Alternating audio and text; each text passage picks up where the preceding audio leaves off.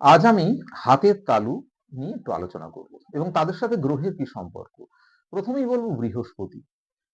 তবে সবার প্রথমে বলে রাখি, আমাদের এই আলোচনা যদি আপনাদের ভালো লাগে, তাহলে অবশ্যই আপনারা আমাদের চ্যানেল ফলো করবেন, শেয়ার করবেন, যাতে অনেক লোকের মধ্যে এই ভালো জিনিস বা এই জ্ঞানগুলো যাতে ছড়িয়ে পড়ে।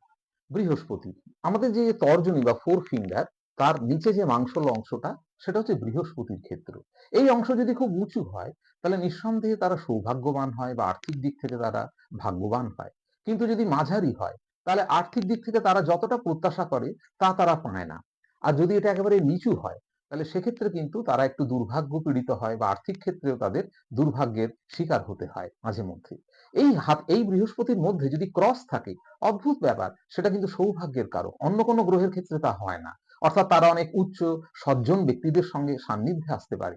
যদি চৌকো থাকে, তাহলে তাদের কোনো গভীর মনোবাসনা পূর্ণ হয়। আর যদি বৃহস্পতি দেখেন যে মাঝারি বা নিচু, সেক্ষেত্রে অবশ্যই আপনাদের হরোস্কোপে বৃহস্পতি স্থান বিচার করে প্রতিকার নিতেই হবে। আর যদি আপনাদের মনে কোনো সংশয় থেকে থাকে, আপনারা আমাদের সঙ্গে যোগাযোগ করতে পারেন। আপনারা উপকৃত হবেন। নমস্কার।